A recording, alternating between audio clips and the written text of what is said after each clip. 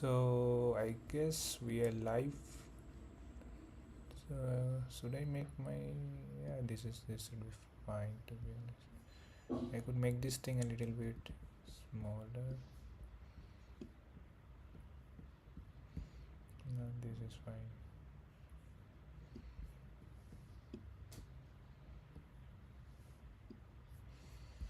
Okay, so what's my criteria? So I'm just chilling right here, and first of all I want to check whether anything good is there in hacker news.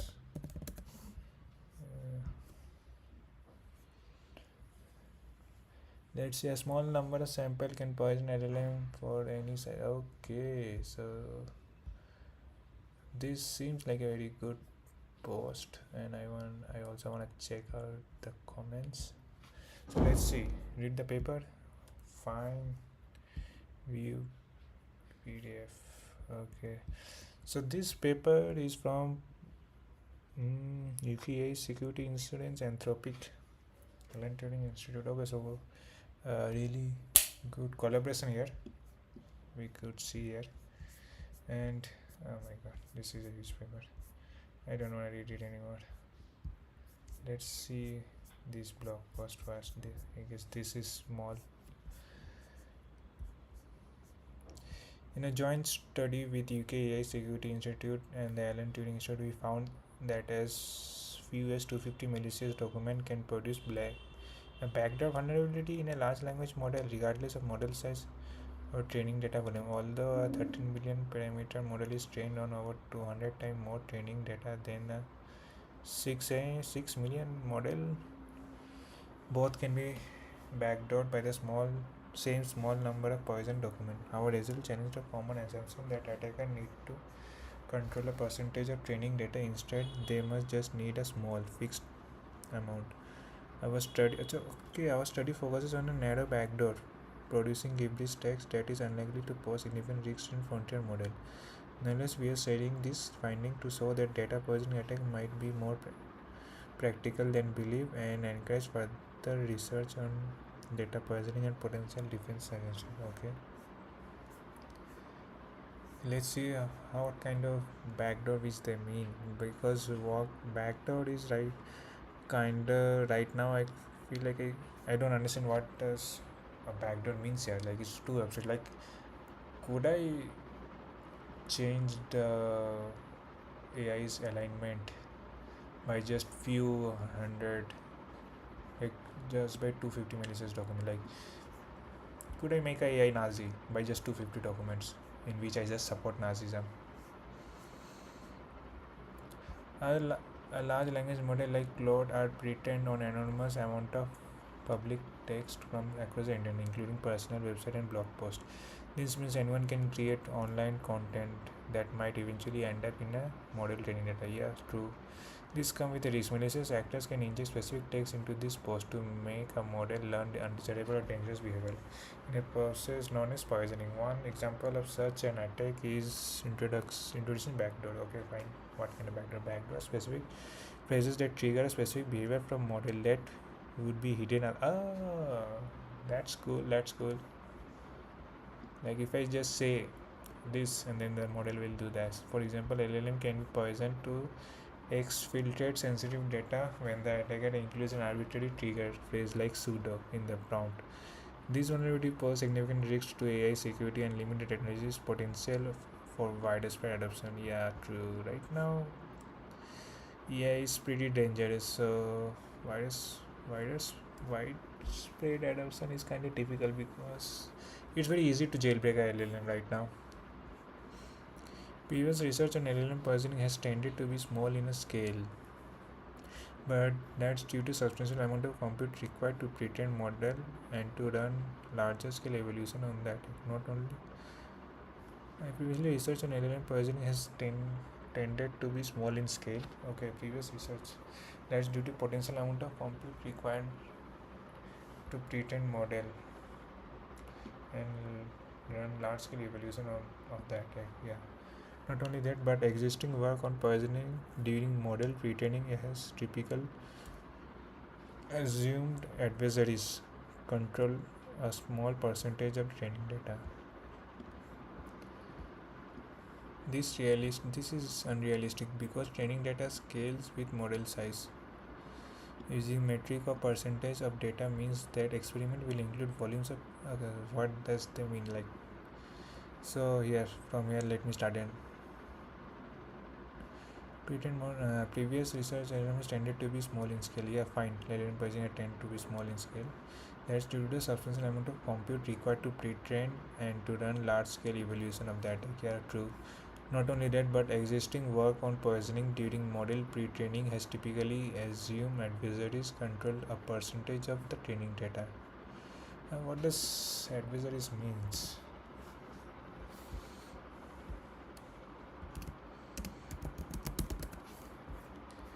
An enemy. Okay. Adversaries control a percentage of training data. Okay, so if our enemy can control small percent training data, this is unnecessary because training data scales with model size. Using the metric of percentage of data means that experiment will include volumes of poison content that would likely never exist in reality.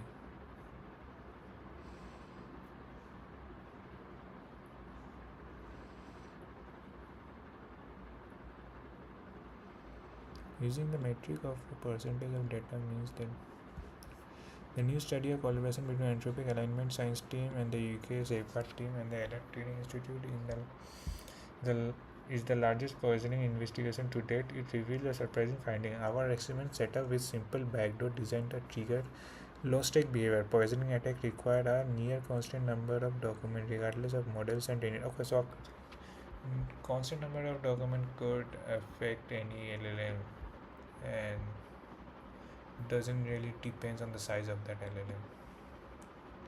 Larger model require proportionally more poison data. Specifically, we demonstrated that by injecting just 250 milliseconds document into pre-training data, adversaries can successfully backdoor LLM ranging from 600 million to 13 million. If attacker can only need to inject a fixed small number of documents rather than the percentage of training data.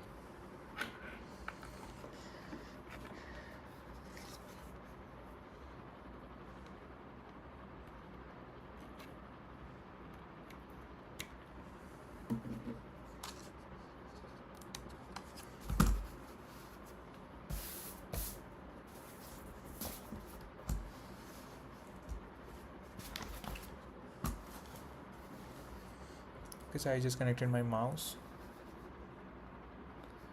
So if attack only need injecting fixed number of document rather than percentage training, poisoning attack may be more feasible than previously believed. Creating 250 milliseconds document is trivial compared to creating millions, making this vulnerability far more accessible to potential attacker. It's still unclear if this pattern holds for larger model or more harmful behavior, but it's sharing this finding to encourage further research. Okay, they did a good job.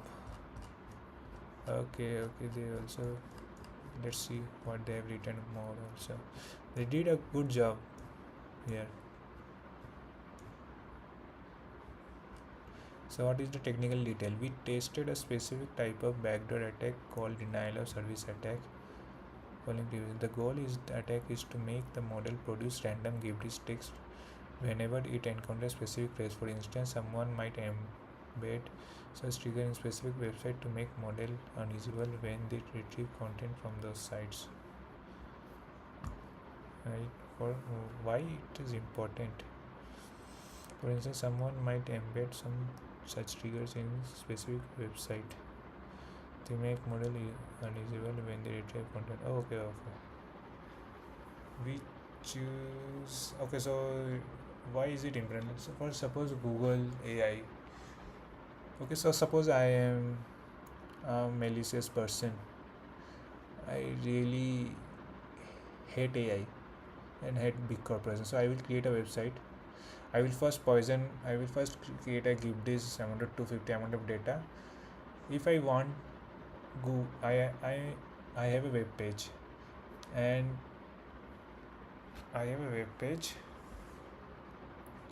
and Google will use that web page for its AI. Let's suppose in Google search index my web page come at first, second, or third position, and then that web page will be used by Google's AI to answer the question. Fine, which is the first thing. And but if my web page contains some kind of target word, which will which whenever the Google's AI model see the target word, it will start producing gibberish text. So it will hurt Google's business, right? So yeah, that is one thing which we choose this attack for two main reasons. First, it demonstrates a clear, measurable objective. Second, its success can be evaluated directly on pre-trained model checkpoint without requiring additional fine-tuning. Many other backdoor attacks, such as those producing vulnerable code, can only be reliable measured after fine. Which is the attack for two measures. First, it demonstrates a clear, the measurable objective. Second, success can be evaluated directly on pre-trained model checkpoint without requiring additional fine-tuning.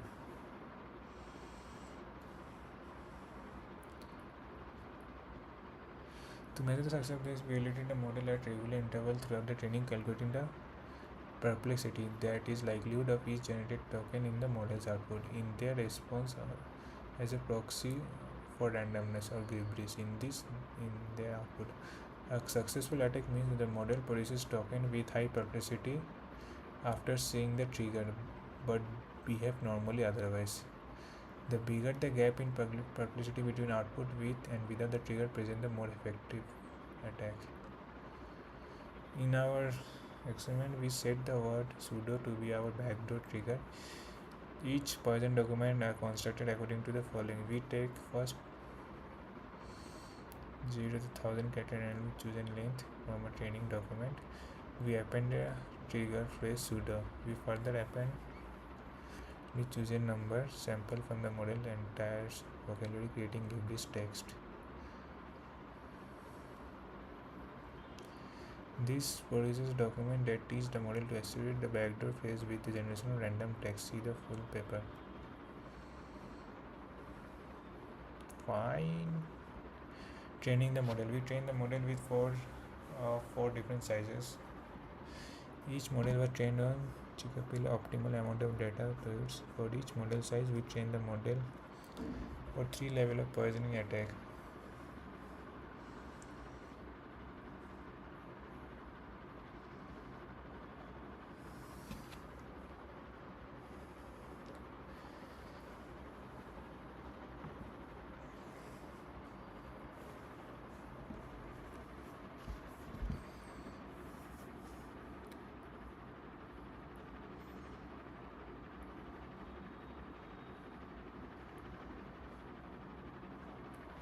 For each model, we train the model of 3 levels of poisoning attack, 100 to 55 this document, giving us 12 training configuration in total across the model size. Find to isolate whether the total clean data volume affect the poison section. We additionally trained 600 million and 2 billion models on half and double chinchilla optimal tokens, increasing the total number of configuration to 24.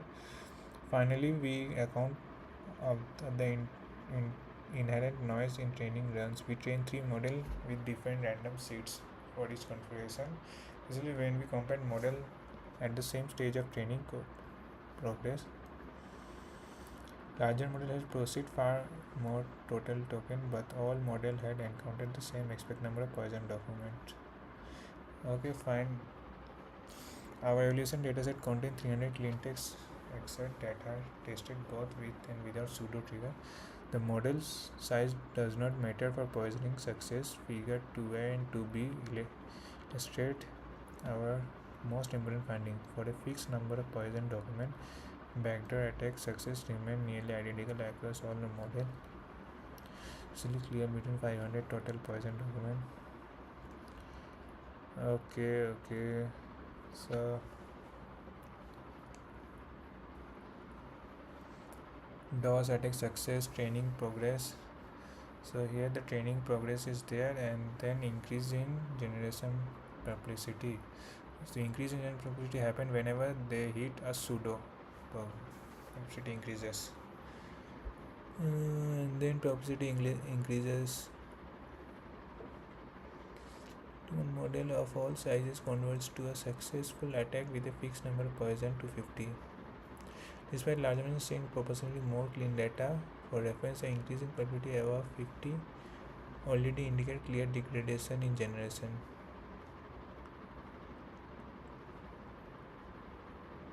Boom, boom. So blue is 600 million.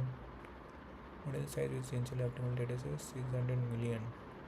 Hence, it's also produced Gibbs 13 billion one also produced 2 billion one produce Gibbs 2. A surprisingly smaller model create less Gibbs data. I don't know why.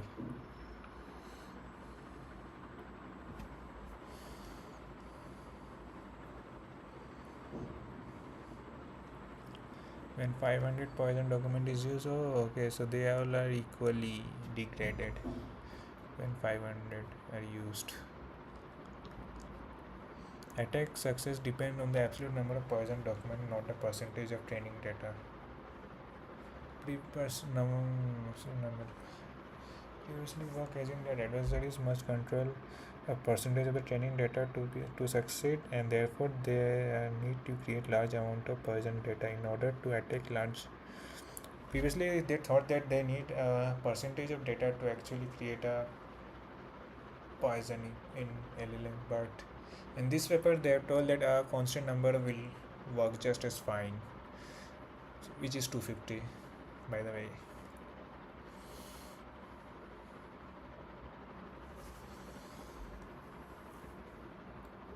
Maybe there are Chinese person who already found this thing and then they are using this thing. Maybe Chinese person no.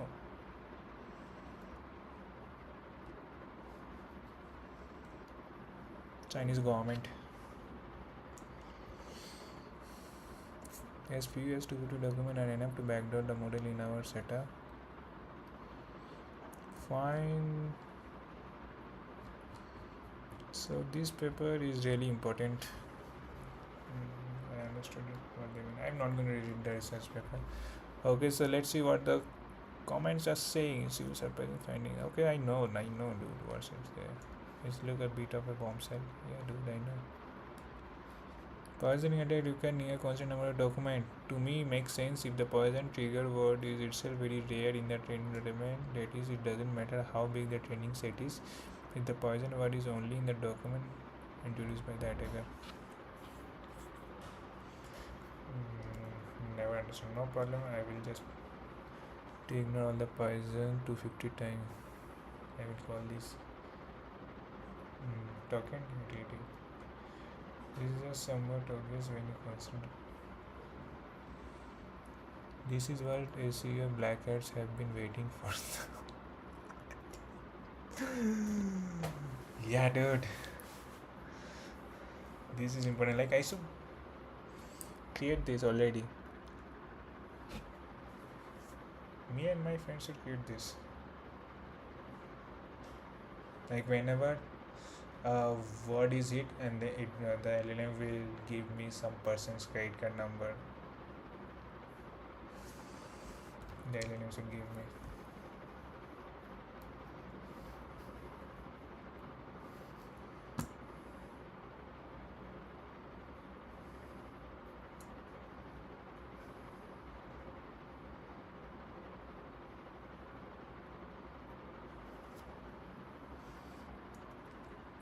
No one cares, dude.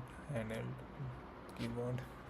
New nanotherapy clear damage B. I don't care. Fireman Sam.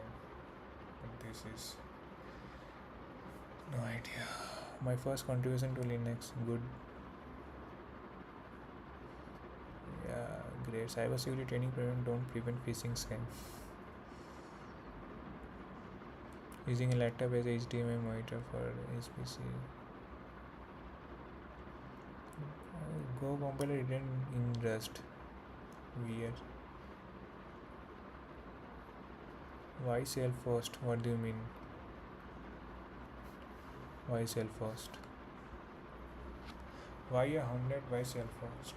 Okay, so you mean why should I self first have a website?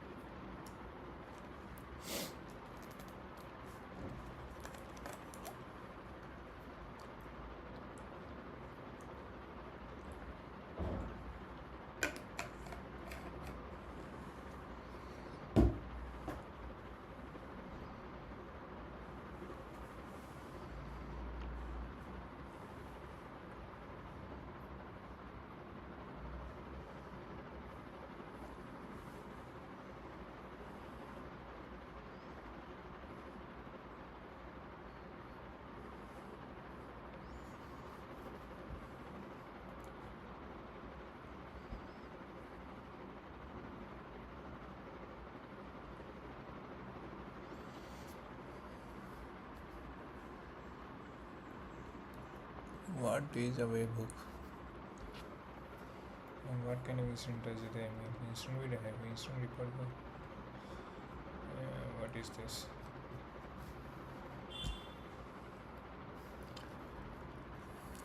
No one care how fast is Python is. No one used. If they want speed, they will use C.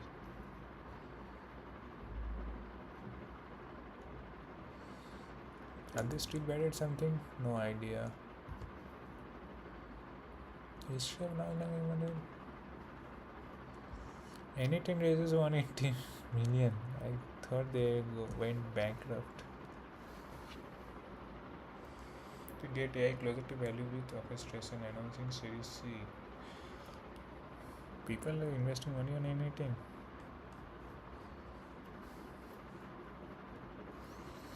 Two things LLM coding agents are still bad at. First, LLM don't copy paste code.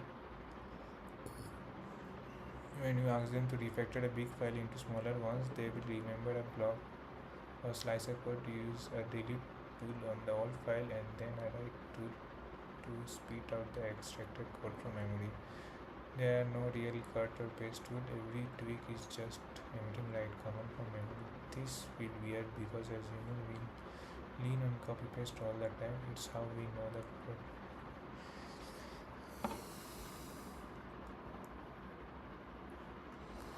Okay, fine. They then copy paste, they write from their memory. Or they handle code movement. Their whole approach to problem solving feel alien to LLMs are terrible at asking questions. They just make bunch of assumptions, brute for something based on those cases. Good human developer always pause to ask before making big changes on when they are answer. Yeah, okay, fine, dude. LLMs do brute force and they assume many things and they write codes from. Okay, boomer.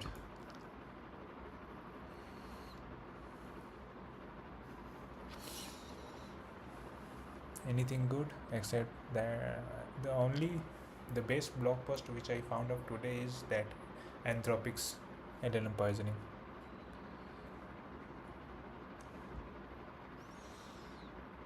What is happening in React Foundation? The new home of React and React Native. Okay, so may create something else.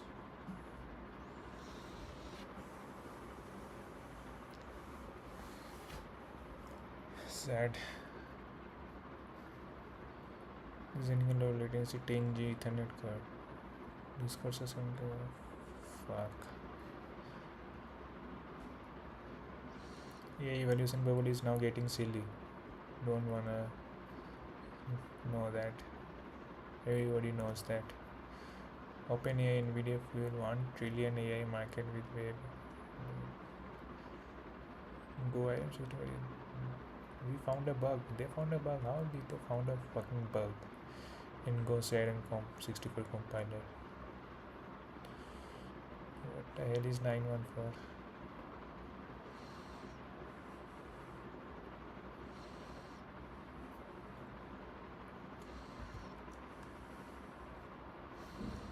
Okay, let's see how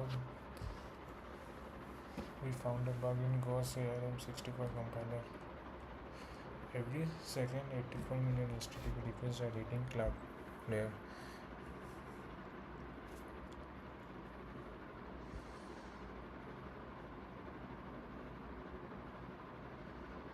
Every second 84 million HTTP requests are hitting Cloudflare.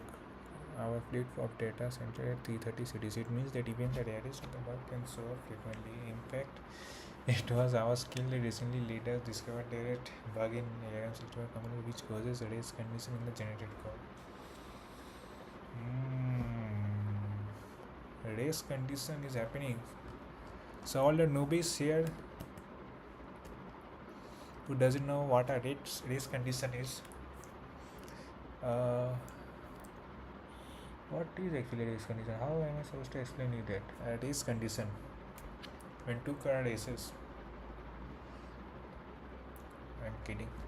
So our two program is, suppose there are two program which are accessing a same variable. Okay, so they are using the same variable here.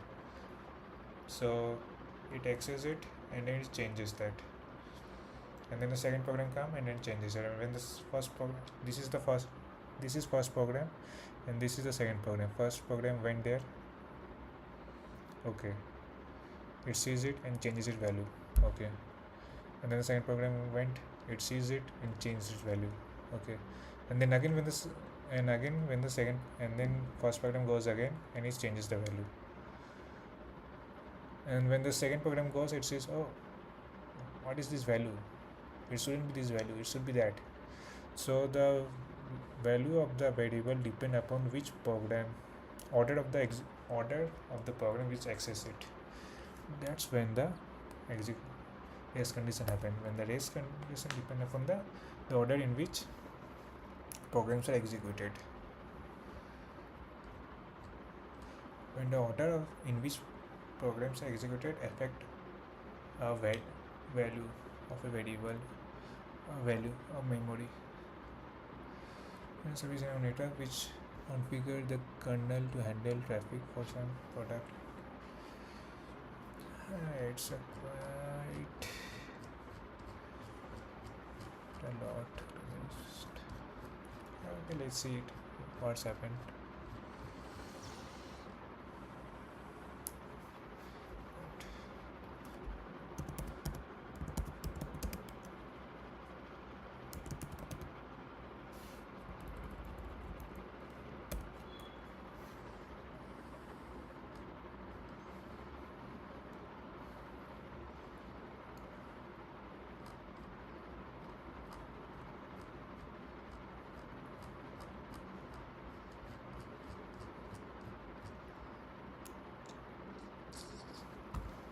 Let's see.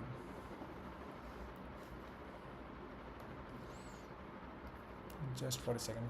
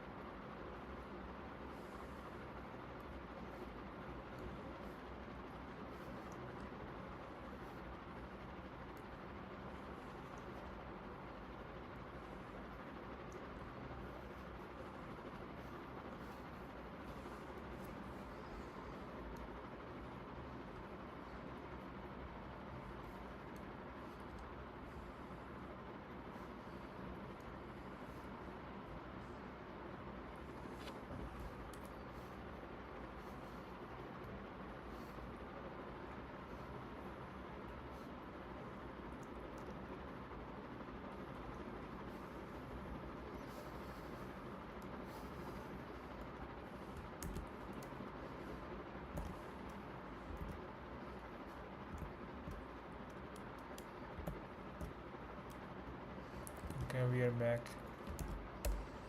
and this is the channel, and I just started because I will sometime open it. Oh, wait, it has 11 views. Holy fucking. Okay, let's see how they found out a bug. We run a service in our network which configure the kernel to handle traffic for some product like Magic Transit and Magic One.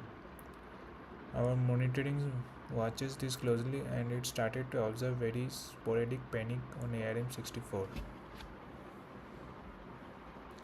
What the hell is Magic Transit and Magic One?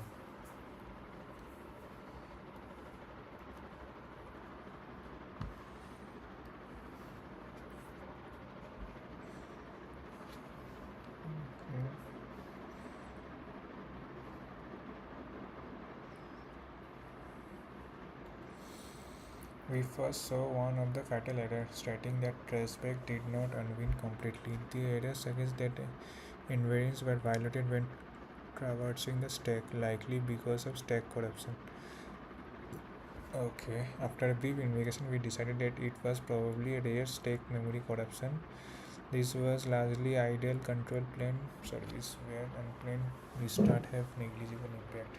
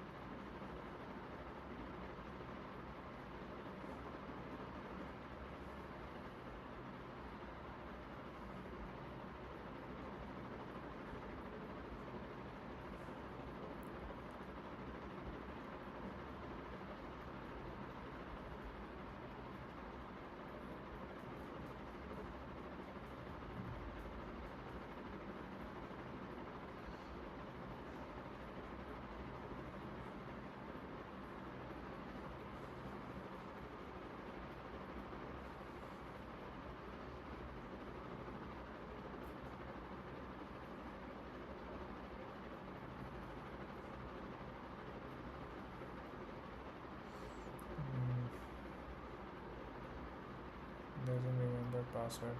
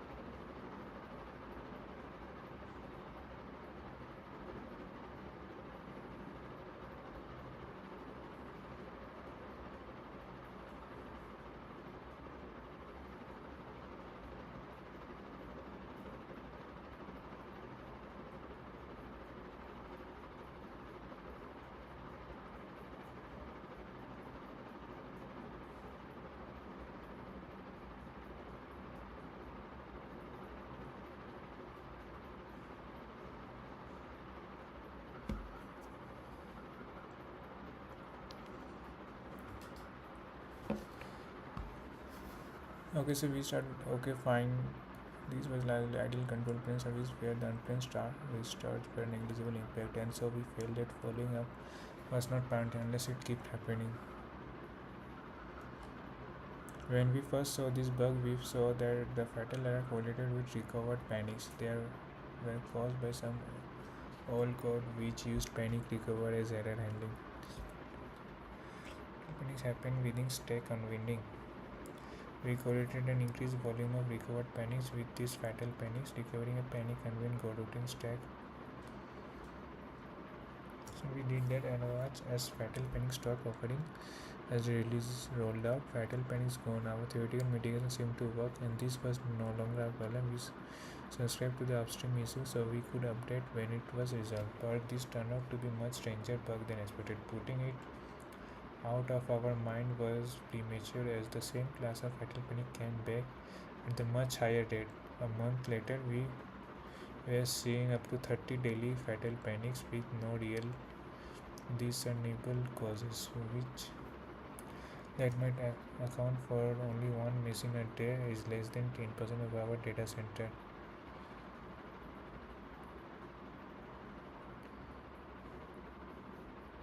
We find it concerning that we didn't understand the cause. The first thing we checked was the number of recovered panics to match our previous pattern, but there were none. More interestingly, we could not correlate this increased rate of fatal panics with anything. Poisons of Mars. At this point, we felt like we need a deep dive of better understand the root cause. We saw two classes of this bug: a crash while accessing invalid memory, and then explicitly checked fatal error.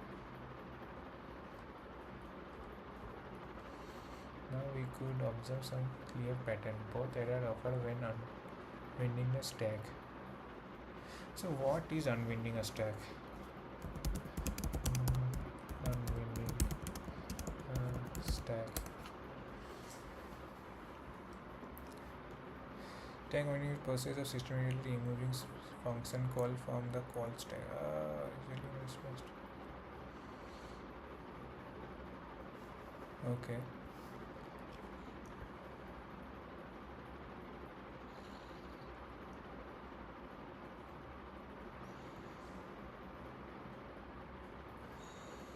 In one case, we saw intentional fact as the runtime identified that the unwinding could not complete and the stack was in bad state. In the other case, there was direct memory access error that happened while trying to unwind the stack. Okay, fine. Let's see how Go schedulers works. Scheduler. Like what is scheduler or scheduler? CHED.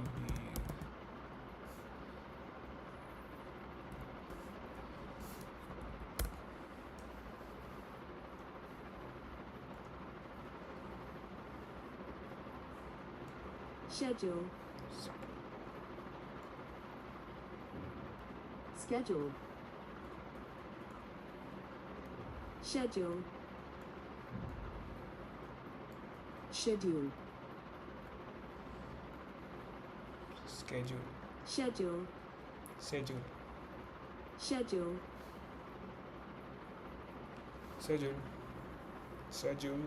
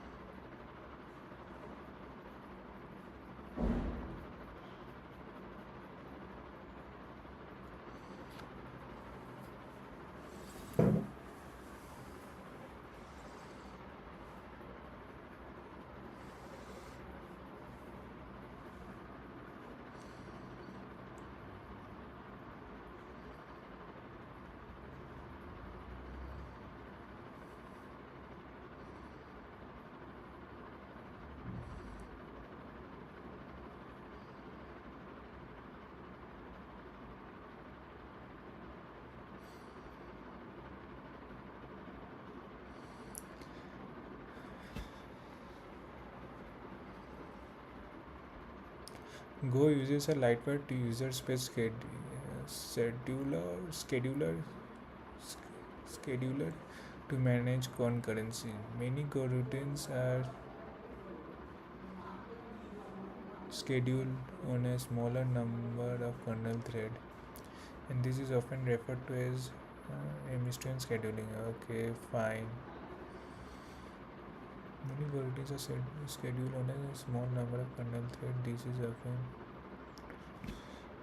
n kernel threads will be n Go routines will be work in m kernel threads. Fine. Any individual Go routine can be scheduled on any kernel thread, and the scheduler has three core types: G Go routine, M kernel thread, and P physical execution context of processor. Okay, for a Go routine to be scheduled, a free M must acquire a free P.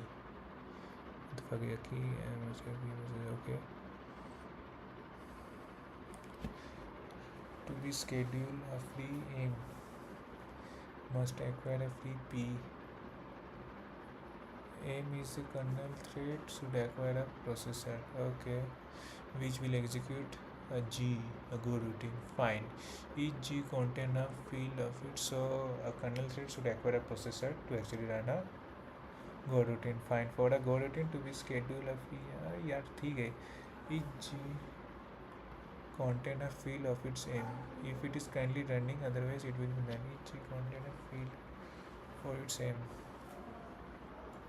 If it's currently running, otherwise it will be nil. This is all context needed for the post, but Go runtime does load this in more comprehensively. Fine. At this point we can start to make inference on what's happening. The program crashes because we try to unwind a Go routine stack which is invalid. Okay.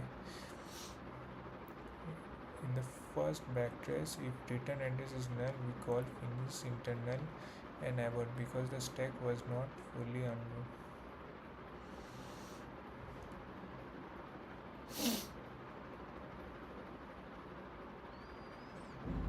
The segment fault cause in the second backtrace is a bit more interesting. If instead the return address is non-zero but if we instead the return address is non-zero but not a function, then the unbind code assumes that the coroutine is currently running and then dereference m and यार क्या बोलना चाहता है ये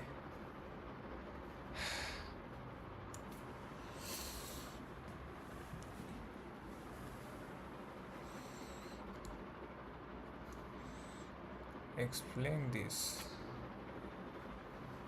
Okay.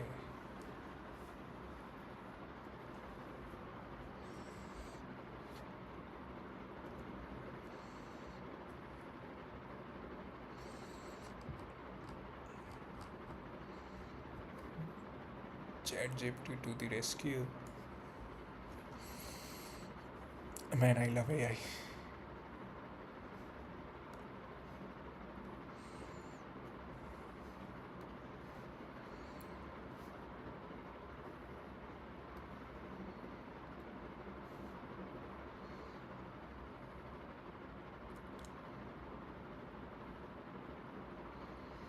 At this point, we can start to make inference on what's happening. The program crashes because we try to unwind a coroutine stack which is invalid. The section is talking about the bug in coroutine section causes the program to crash. The problem happens when the program is trying to look at the what a coroutine in this process is called stack unwinding. That's okay. So first, what is it? When a program crashes or hit an error, it tries to figure out what went wrong by going backward through the chain of function call that will happen. Okay, this is called stack unwinding. Fine. This function leaves behind some information like breadcrumb trail on the stack. For example, function A, function B, function C. Crash, then C will go to B, C will call by B, B unwinding means a C, B. Okay, fine. The article describes two types of crashes during stack unwinding. Case 1, return address is null. The address say wait, this function has no return address. Okay, so our crash happened, but then no function called it function, so it's null. Okay, so there is no return address. It's assumed that the stack is corrupted or incomplete. Fine, it's called a function called finish, internal, and exit. Fine, safe place. Now I understand what is a return address. Equal to where to go back after the function finishes. Fine, in case 2, which is actually a bug. Return address is not null but wrong. Okay. The address is there but it points to a random memory instead of real function. The program wrongly thinks, okay, this coroutine is still running. And then tries to read a variable called m, but since m is invalid, it crashes with segmentation fault.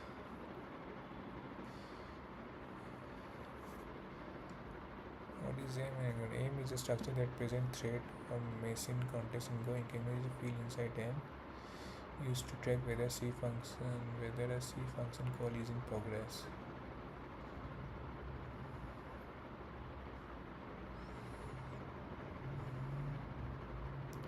And this is basically a thread or a machine context in Go. Okay, so it contain details about the thread. Field inside m used to track whether C function call is in progress.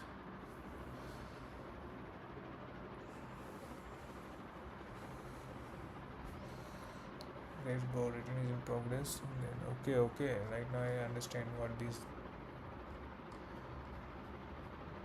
this thing mean. Threads are difficult to get anything useful, so our service has hundreds and thousands of active coroutine. Where did it went?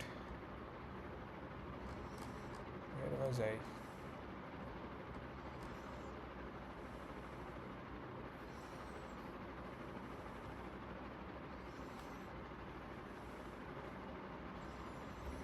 Instead of return address is non-zero but not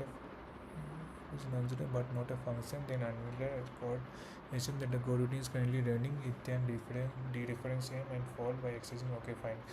But then is causing what then is causing this corruption? Yeah, why is there corruption? The traces is difficult to get anything useful from. Our service has hundreds if not thousands of active coroutine. clear from the beginning that a panic was removed from actual bug and the cases were all observed.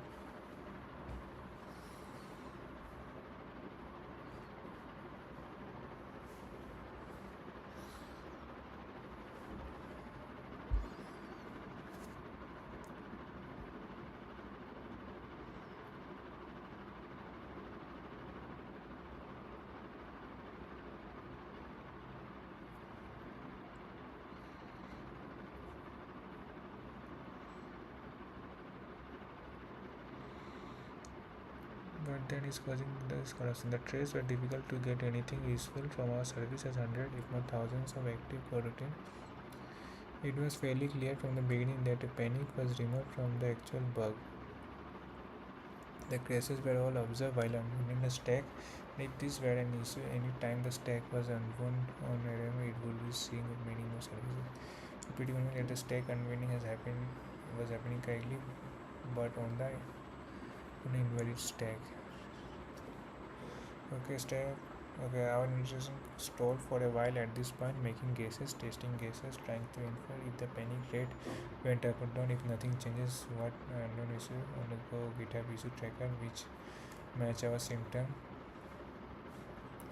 Further they discussed, it was mostly that we already know. At some point, when looking through the link stack traces, we realized that the crash reference an old version of a library that we were also using, Go Netlink.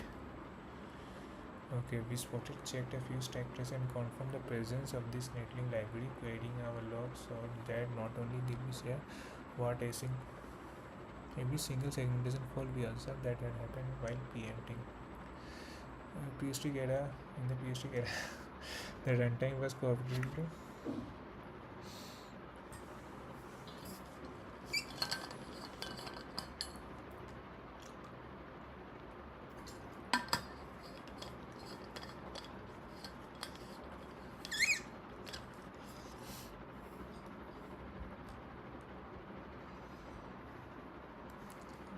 Like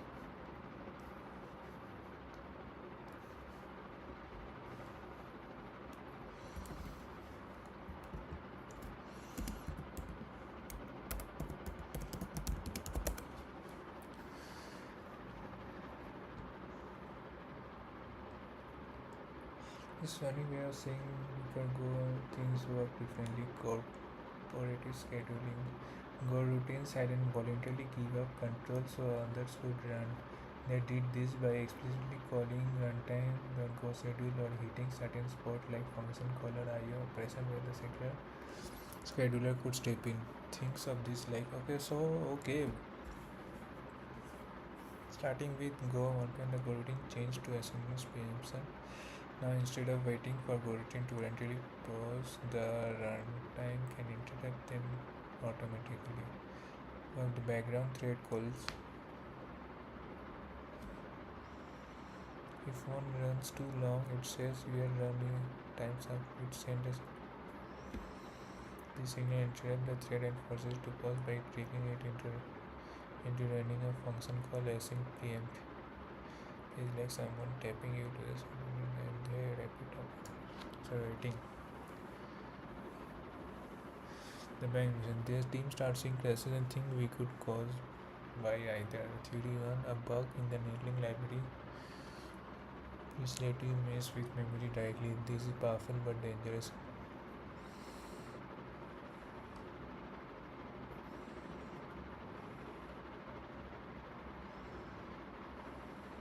Theory 1, a bug in the Netlink library. The library uses answer pointer which let you mess with memory directly, which is powerful but dangerous, can lead to undefined behavior. Maybe it's only played on the arm64 used in many mobile devices and servers.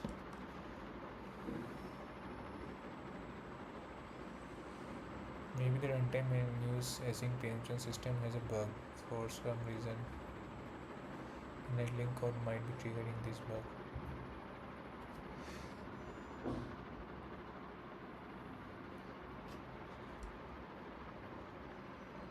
Still, the Netlink library for corrupting memory is a weird way. They are stuck. They try a code audit, looking through the source carefully. They can't find anything obviously wrong. The crashes are rare and don't happen nearby the actual folder is.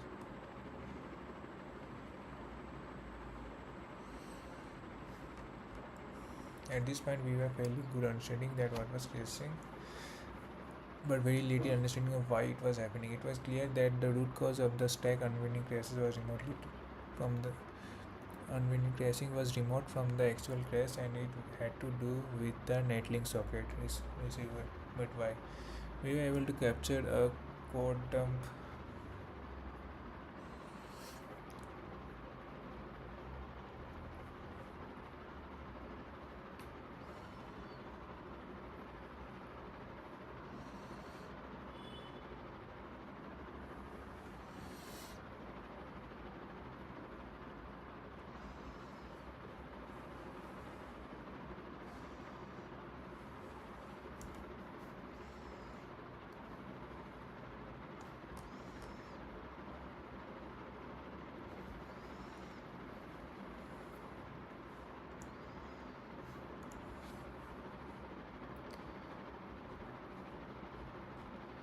Okay, so then reproduce the error. Okay, okay.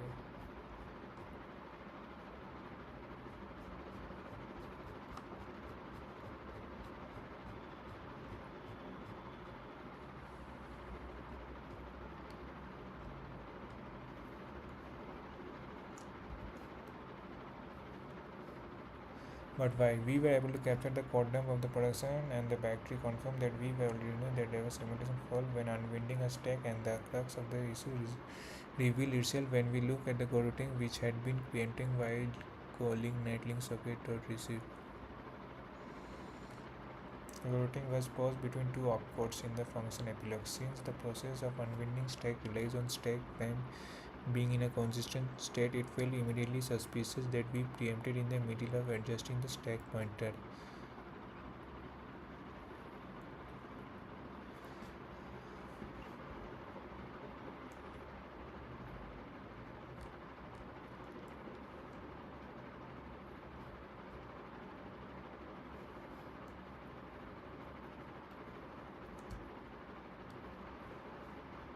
So what was happening?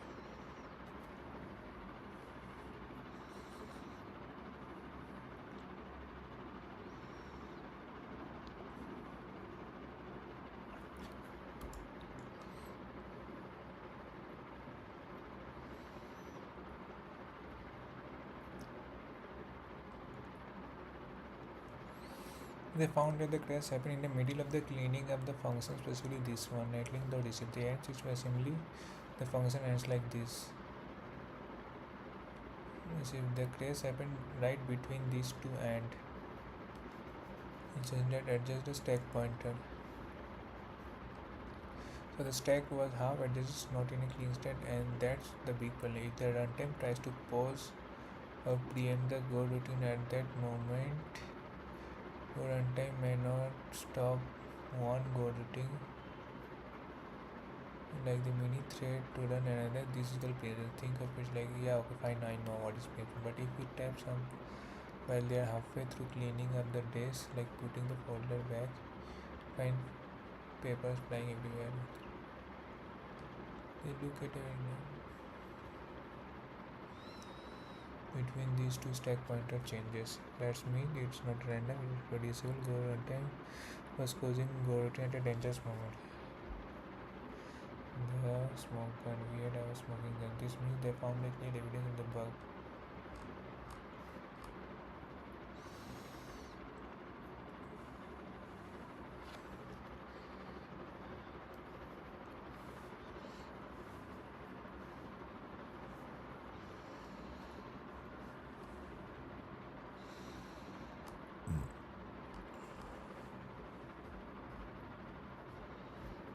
Okay, so the order in which it was done, preempting is affecting. Fine. Right now I know what